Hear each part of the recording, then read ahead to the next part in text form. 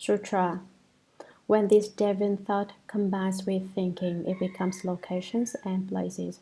When it combines with seeing, it becomes inspection and testimonies. When it becomes with hearing, it becomes huge crushing rocks, ice and frost, dirt and fog.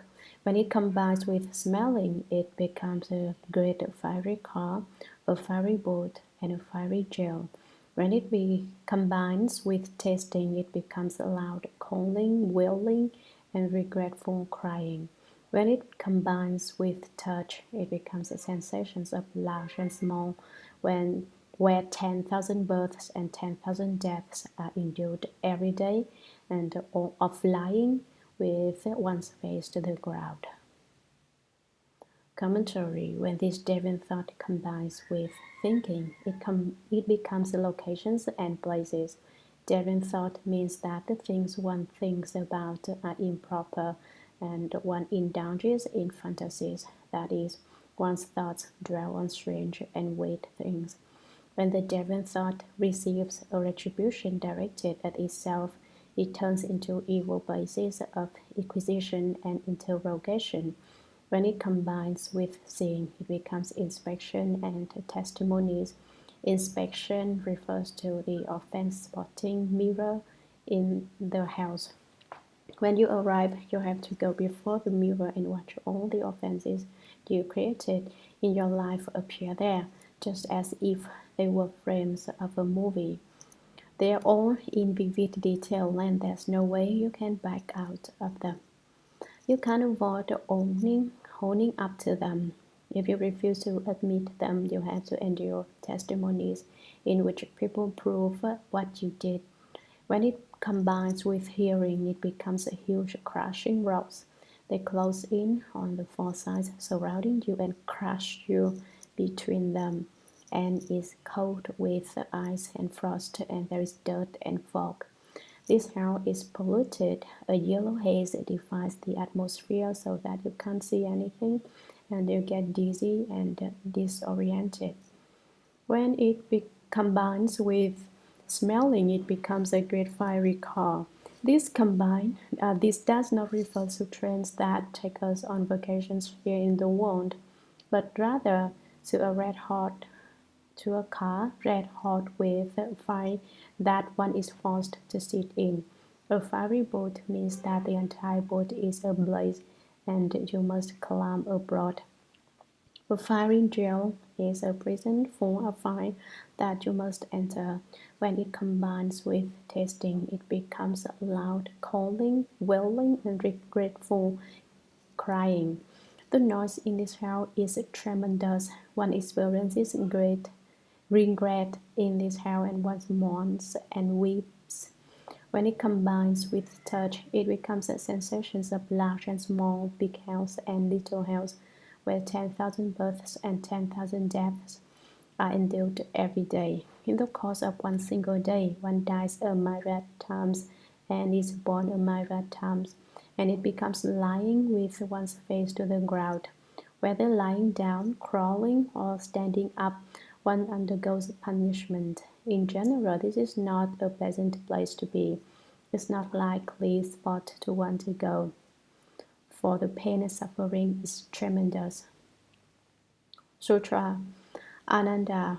These are called the 10 causes and 6 retributions of the hells, which are all created by the confusion and falseness of living beings. Commentary. Ananda. These are called the 10 causes and 6 retributions of the hells. Many different hells have just been named, and all come from the 10 habitual causes, which are these: lust, greed, arrogance, hatred, deception, lying, animosity, views, injustice, litigation.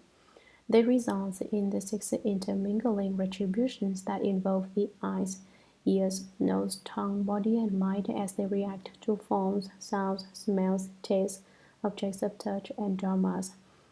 These hells are all created by the confusion and falseness of living beings.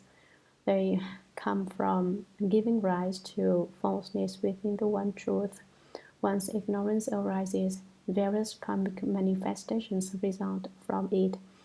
From the karma, various offenses are created, but if one returns the hearing to hear the self-nature and cultivates this path to enlightenment, then all this karma becomes empty, it disappears. Sutra: if living beings create this evil karma simultaneously, they enter the Avashi hell and endure limitless suffering, passing through limitless kampas. Commentary: if living beings create this evil karma simultaneously, they enter the Avashi hell if they indulge in behavior that includes all 10 causes and all 6 intermingling retributions. They go to the Avashi hell. It is a relentless hell, but it is the most severe one, so here it is named specifically. Basically, all the relentless hells can be called Avashi, but here the most severe one is specifically given that name. In that hell, they endure limitless suffering, passing through limitless kampas. Sutra: if each of the 6 sense organs creates them, and if what is done includes each state and each sense organ, then the person will enter the 8 relentless hells. Commentary: if each of the 6 sense organs creates them, if the eyes, ears, nose, tongue, body, and mind each create these offenses, the 10 habitual causes, but not all at the same time, as in the previous passage, and if what is done includes each state and each sense organ, then the person will enter the 8 relentless hells. What's done means that the sense organs do in reaction to the states of the sense objects, the kind of karma they create. Each state refers to the sense objects and each sense organ, so the eyes, ears, nose, tongue, body, and mind individually. What is done is the offenses which are created from the habitual causes. Here, all the sense organs create all the habitual causes, but they do not do it simultaneously. A person who follows his 6 sense organs and 6 sense objects to create such offenses will undergo the retribution of the 8 relentless hells. There are 8 hot and 8 cold hells, and this refers to the 8 cold hells. Sutra: if the 3 karmas of body, mouth, and mind commit acts of killing, stealing, and lust, the person will enter the 18 hells. Commentary: if the 3 karmas of body, mouth, and mind commit acts of killing, stealing, and lust, there are 3 evils of the body: killing, stealing, lust. There are 4 evils of the mouth: low speech, false speech, harsh speech, backbiting. There are 3 evils of the mind: greed, hatred, stupidity. If the karmas of the body, mouth, and mind are not pure, then one creates these 10 evils. The person will enter the 18 hells. There are terrible punishments in these 18 consecutive hells. Sutra: if the 3 karmas are not all involved, and there is perhaps just one act of killing and or of stealing, then the person must enter the 36 hells. Commentary: in the situation described above, the karma created was heavy. Now the 3 karmas are not all involved in making offenses. If the 3 karmas are not all involved, and there is perhaps just one act of killing and or of stealing, maybe the person commits one murder or one theft, or he commits murder and a theft, or he commits a murder and an act of lust or a theft. In short, he doesn't do them all, but some partial combination of them. The offense karma of a person that in that situation is a bit lighter, then the person must enter the 36 hells. Although he has to undergo more hells, the offenses are lighter and the suffering in this hell is not as severe. Sutra: if the sense organ of sight alone commits just one karmic offense, then the person must enter the 108 hells. Commentary: if the sense organ of sight is the source of all offenses, it is said, if the eyes didn't see it, the mouth would not be gluttonous for it. If the ears didn't hear it, the mind would not make transgressions concerning it. If you didn't see something good to eat, your mouth would not commit the offense of gluttony. If the ears did not hear lovely sounds, the mind would not give rise to thought of desire, seeing them in the beginning of evil and the source of offenses. Therefore, the text says, if the sense organ of sight alone commits just one karmic offense, perhaps it commits only one of the three karmas of the body, killing or stealing or lust, then the person must answer the 108 hells. Sutra. Because of this, living beings who do certain things create certain karma, and so in the world they enter collective hells, which arise from false thinking and which originally are not there at all. Commentary. Because of this, because of the various circumstances described above, living beings who do certain things create certain karma. They do individual things, they create their own special offenses, and then they have to undergo a retribution. And so in the world, they enter collective hells. All the people who create a particular kind of karma enter that collective hell.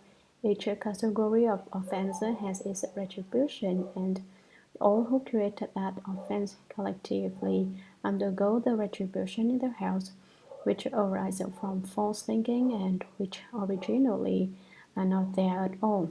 These hells arise from offenses. Offenses are created because of ignorance. They arise from false thinking. Originally, though they don't exist at all. Originally, there is purity and no defilement. There isn't anything at all. But just because you make one false move, you blow the whole chess game. As it is said, if one is off by a hair in the beginning, one will miss it by 1,000 miles. Sutra. And then Ananda, after the living beings who have slandered and destroyed the rules and deportment, violated the Bodhisattva precepts, slandered the Buddha's nirvana, and created various other kinds of karma, passed through many karmas of being burned in the inferno. They finally finish paying for their offenses and are reborn as ghosts. Commentary. Since the explanation of the 10 habitual causes and the 6 intermingling retributions is not yet finished, Shakyamuni Buddha says. And then, Ananda, let me tell you some more about this principle. After the living beings who have created karmic offenses, who have slandered and destroyed rules and deportment, they said things like, those precepts and rules in your Buddhism are not necessary. People should be free to do as they please, especially in America. This is a democratic country and everyone is free and independent, so there shouldn't be prohibitions in Buddhism either. They denounce the idea of the Buddha's precepts. They say that one can be left home person, a member of the Sangha, whether one has taken precepts or not. They claim that the precepts and rules are unnecessary and that there is no need to abide by the 3,000 modes of deportment and the 80,000 subtle aspects of conduct. They violated the Bodhisattva precepts. They don't uphold the 10 major and 48 minor Bodhisattva precepts. They violate them. They slandered the Buddha's nirvana. They say that the principle of nirvana is also incorrect. These kinds of people are steeped in offenses. They have created various other kinds of karma as well, a lot of bad karma. After creating offenses such as these, they pass through many karmas, a tremendously long time of being burned in the inferno before they finally finish paying for their offenses. Eventually, their offenses are gone and they no longer have to dwell in the hells undergoing bitter retributions. When their offenses are paid back, they are reborn as ghosts. True enough, they finished being punished for their offenses, but then they get reborn as ghosts. People who call themselves disciples of the Buddha and yet don't believe in ghosts should pay attention to the mention of ghosts in the Shurangama Sutra. There are many kinds of ghosts, not just one kind. In fact, I'll tell you something. The Shurangama mantra, for the most part, consists of the names of ghosts. La Shu Po Ye, True La Po Ye are names of ghosts. The reason we recite the mantra is to call out the names of the ghost kings. When we recite names of the big ghosts, all the lesser ones don't dare make trouble either. Mantras are the names of ghosts and spirits. The beings discussed here are reborn as ghosts. What kind of ghosts? 10 kinds of ghosts are now discussed in connection with the karma created from the 10 habitual causes. But in fact, there are many kinds of ghosts, not just 10. These are just representative. Sutra, if greed for material objects was the original cause that made the person commit offenses, then after he has finished paying for his crimes, he takes shape when he encounters material objects, and he is called a strange ghost. Commentary: if greed for material objects was the original cause on his causal ground that made the person commit offenses, then after he has finished paying for his crimes, he takes shape when he encounters material objects. What kind of objects was he greedy for? The greatest desire is the desire for sex. If he sought such things when he was on the causal ground, if he committed crimes while doing so, then he has to fall into the hell. After his term in hell is finished, he takes shape when he encounters material objects. What kind of objects? Any kind, whatever kind it is. He can attach himself to it and take his form from it. He's called a strange ghost. Sutra: if it was greed for lust that made the person commit offenses, then after he has finished paying for his crimes, he takes shape when he encounters the wind, and he is called the drought ghost. Commentary: if it was greed for lust that made the person commit offenses, then after he has finished paying for his crimes, he takes shape when he encounters the wind. In China, someone who is lustful and sad is said to be greedy for the wind and the current. People who are like this end up as the drought ghosts. What are the drought ghosts like? Wherever they go, it doesn't rain, and this is due to the tricks of desert and of drought ghosts. If you encounter a place where the rain does not fall, where the sprouts in the fields dry up and die, you know how now that such a place is inhabited by a drought ghost. This is true. By listening to the Shurangama Sutra, you can unravel all the mysteries of the world. All the questions of physical science are clarified in this sutra. If you hadn't heard this sutra, you wouldn't understand the reason behind droughts and deserts. Basically, these are due to the tricks of the drought ghost. This kind of person was greedy for the wind and the current, and so now, when his ghost encounters the wind, it takes its shape and is called a drought ghost. He causes drought wherever he goes. Pretty talent, huh?